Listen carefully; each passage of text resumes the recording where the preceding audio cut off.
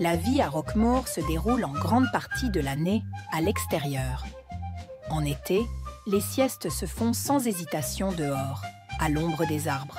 Lorsque Mérimée voyage dans le Midi lors de son tour de France des Antiquités, il s'étonne qu'à Avignon, tout le monde vive en plein air.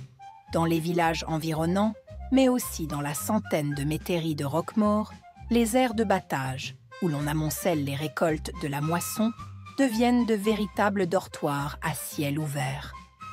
Des dizaines, voire plus d'une centaine de personnes y trouvent le sommeil après de très longues journées de travail. Durant les froides journées des longs hivers du petit âge glaciaire, les maisons ne procurent pas le même confort qu'aujourd'hui, car elles ne disposent pas encore d'huisseries étanches. Les vitres sont rares. Du papier huilé, du tissu ou de simples volets intérieurs les remplacent souvent et laissent passer un air glacial, le jour et la nuit. Les fenêtres ne sont d'ailleurs pas encore généralisées avant le XVIIIe siècle.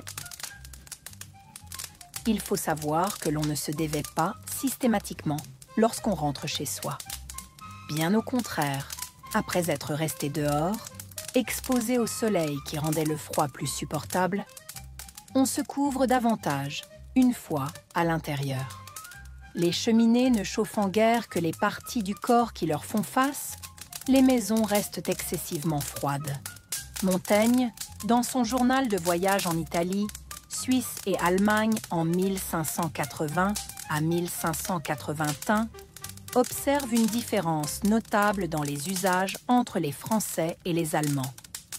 Nous, les Français, prenons nos robes de chambre chaudes et fourrées en entrant au logis.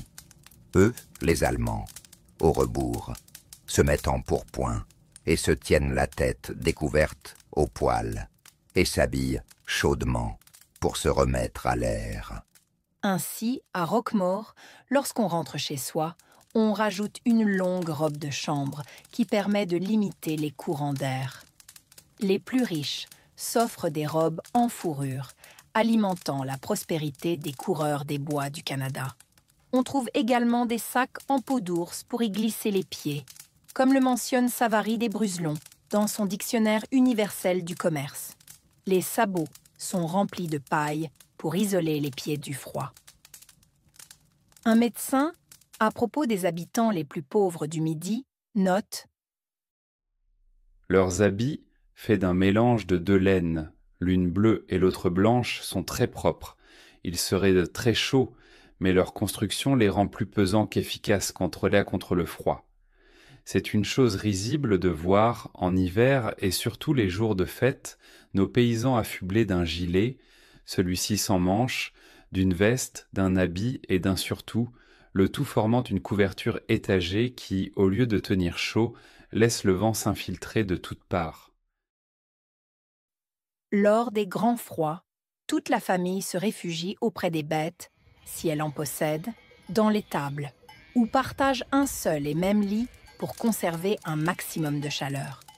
Bien sûr, les cheminées sont alors alimentées comme jamais, mais cela provoque une flambée spectaculaire du prix du bois, obligeant les plus pauvres à brûler tout ce qu'ils peuvent trouver, et parfois rien du tout. D'un autre côté, cela les pousse à aller couper du bois dans les communaux pour le revendre à prix élevé sur les marchés. L'effet est double, d'abord ça réchauffe, et puis ça permet d'améliorer l'ordinaire.